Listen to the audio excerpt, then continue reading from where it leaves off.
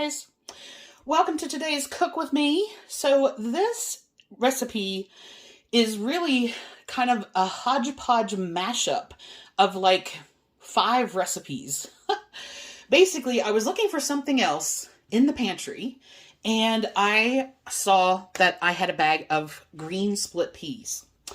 And I wanted to do one more freezer meal to kind of round out what I've been doing the last couple of weeks. And I thought, you know what? I'm going to do some split pea soup. And I found a basic recipe that I liked. But then all the recipes that I saw, everything was this kind of olivey green, not particularly pleasant looking color. Or in the case that they used like a yellow split pea, it was almost, it was a much more yellow color. And I thought, okay, being the pretty, I wanted to look good person, how can I fix that? So then I started looking up green soups, which are generally made with any combination of green vegetables. And I decided that I was going to basically do a puree of some curly green kale and some green peas. And that I was going to make the more green color with. And then some recipes called for potatoes as a thickener, and some didn't. And then I came across this really, what I hope is gorgeous pub-style split pea. And the difference between that is that it called for beer and like a horseradish mustard. So here's what we're going to do. This is a little different than all those different recipes based on what I could find and, kind of mashing them together. So I'm going to do, because I'm adding extra stuff, the first thing I did was I took out the mirepoix. So a lot of them called for onion, celery, carrot, and some garlic. I've taken out the onion and celery because I have some carrot and pea that I'm going to add at the end just for sort of color and texture. So this, as we go, you'll see is a little bit different than any of the recipes because I'm kind of smashing them all together. I was at Kroger and I was looking for ham hocks or ham bones, and they didn't have any. And the very nice young lad in the butchery department said they only really get them at the holidays. What I did find were some smoked turkey necks. So I'm going to substitute that for your traditional ham hock because there weren't any. In the beginning, I am going to put together the chicken stock, beer, the split peas, potato, smoked turkey necks, some garlic, horseradish mustard, and a little salt. And that's going to be in my smart cooker, which is very similar to an Instant Pot. And that's going to go under pressure for 15 minutes and then do a natural release.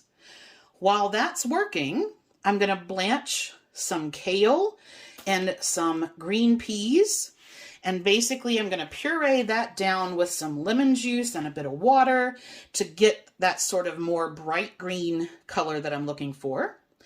And then at the end, I'm going to stir in that with the peas and carrots, some chopped up ham, and some taki umami powder, which is just a mushroom seasoning. And then that's going to be the part that I put up to freeze. Now, when I serve it, I personally like a little Greek yogurt, and I'm going to top it with some pea shoots. So let's get started. All right, so we're going to do this in 3 stages. The first stage is the part that I'm going to cook under pressure. So because the kale and green peas, I just want to blanch. If you cook kale, if you cook it too long, it turns that really dark, olivey, kind of muddy color, which is not what I'm after. I want super bright green, so I'm only just going to blanch it just a little bit. So I have some water on the stove coming to a boil so that I can do that in just a second. In the pot liner for your pressure cooker, you're going to put the first batch of ingredients. So with that, I'm going to start with my green peas. And the 1 pound bag that I have is slightly more than 2 cups. There's probably, I haven't measured what's left in the bag, but there's probably about 1/4 cup left in there. Then I'm going to put in my potatoes, which I have cubed up, and you don't have to use potato. I'm using it as a thickener, so you don't have to use them at all. If you are using them, you can pretty much use any variety that you like.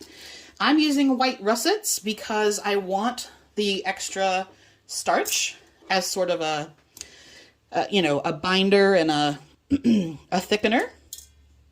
I think gold potatoes would work really well in this as well. I like those. Or red bliss. Those would be good. You can peel them if you want to. I didn't because I'm going to blend up the majority of this at the end, so it's not going to matter whether it has skin on there or not. But if you're not a fan of the skin, certainly you can take that off. Okay, so we've got our potatoes. I apologize, I'm having trouble with my hands today, so it's I'm a little bit shaky here. Okay, then we're going to put in our whatever meat you're using. So this is my turkey necks.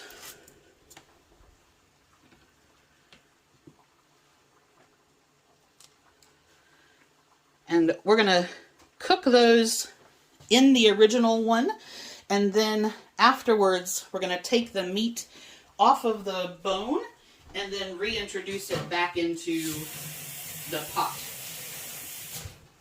Now traditionally that would be a ham hock, or if you had a ham bone left over from Thanksgiving or anything like that, you could certainly do that instead. Okay, we have that. Then seasonings. I have 2 tablespoons of horseradish mustard, 1 tablespoon of coarse sea salt, and a bunch of little pieces of the garlic. It's about 3 cloves worth in general. Okay, so I'm going to put that in there.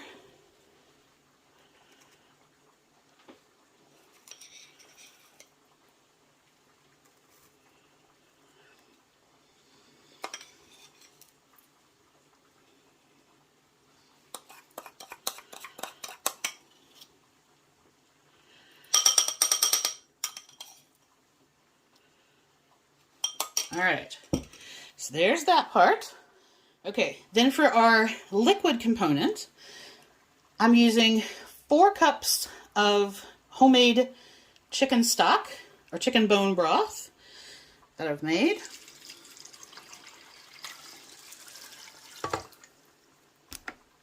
Whoop, sorry.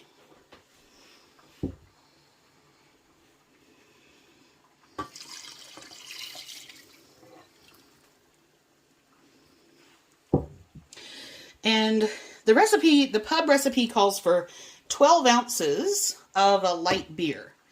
I had no idea what beer to use.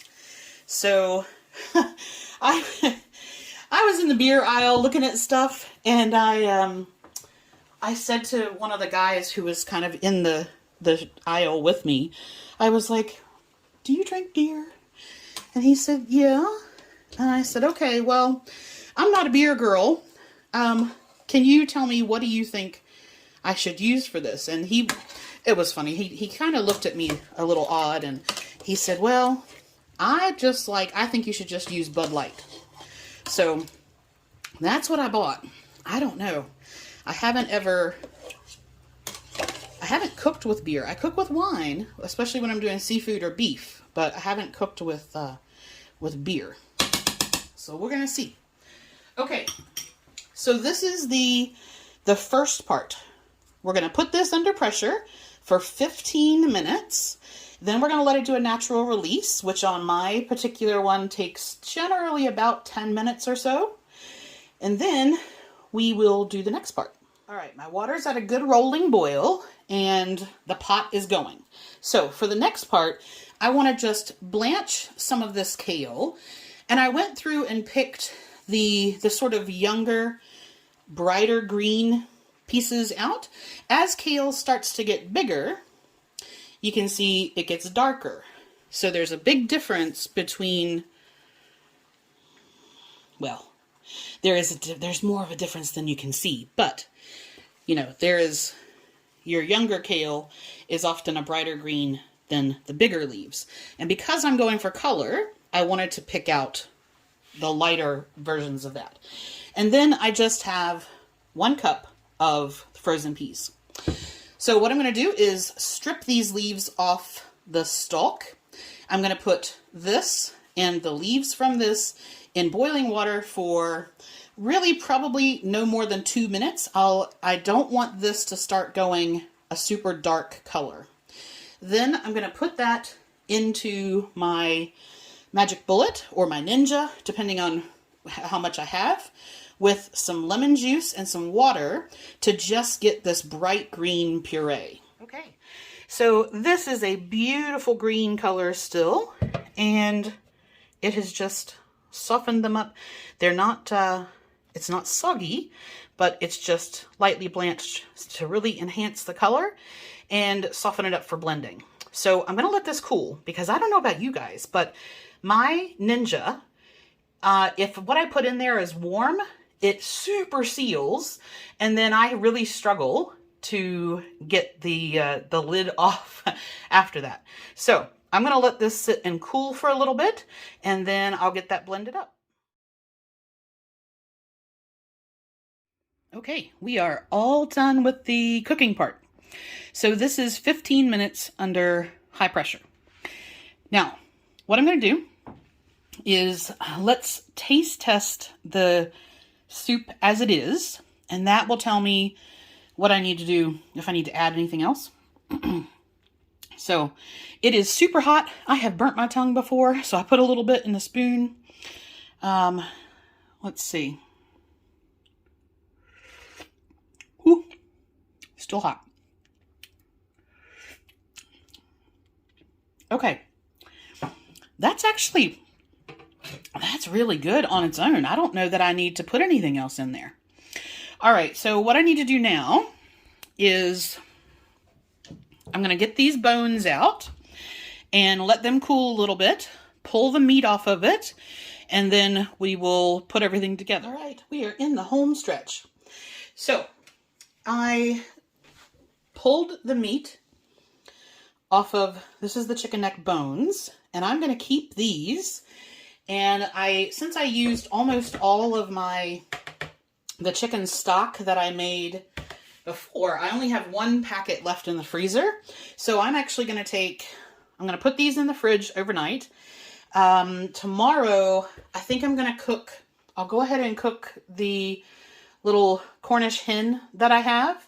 So I can use those bones and the carcass from that to then make my next batch of chicken bone broth.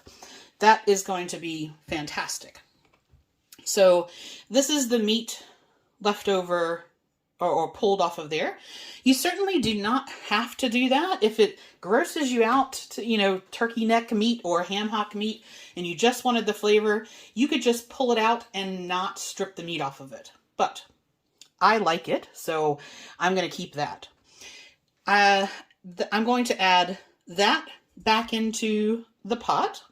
So all I did with this, I thought I was going to need my immersion blender, but I didn't. All I needed was a potato masher, and I just basically mashed everything up, and here's the consistency that we're at. Okay, so and for me, that's good because I like a thick soup. Now let me just do one more taste test now that this is cooled. Make sure that it still doesn't need any more seasoning. That's beautiful. Beautiful, beautiful. Okay, so I didn't actually use the umami seasoning at all. I didn't need it. the turkey necks were enough on their own. All right. To this, we're going to add the KLP blend. And I have to say, while I was waiting for the soup to cool, this did oxidize some. So it is darker and not as bright as it was. And I would guess that when I freeze it, it's not going to be a terribly pretty color.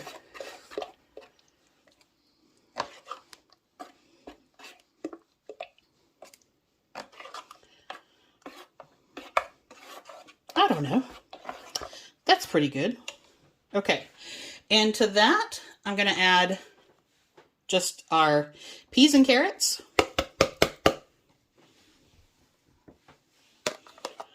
And those were just frozen peas and carrots I had left over. The turkey neck meat. This is 10 ounces of chopped ham.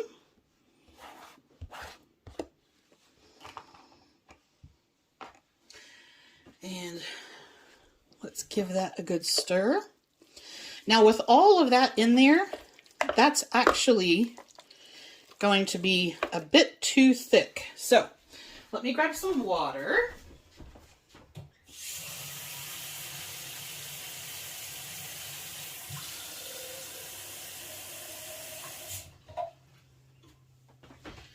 I'm thinking probably about a cup, but I'll put half of that in there.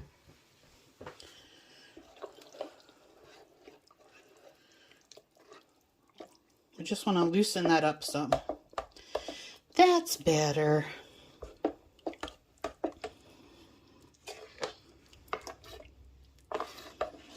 Of course, the green peas, the split peas, continue to expand, you know, once they're, even as they're cooling.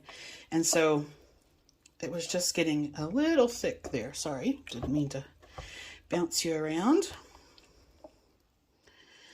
Okay, since that is going to thicken up more, I'm going to go ahead, I just had a little bit more water in there, so I'm going to go ahead and put that in there too.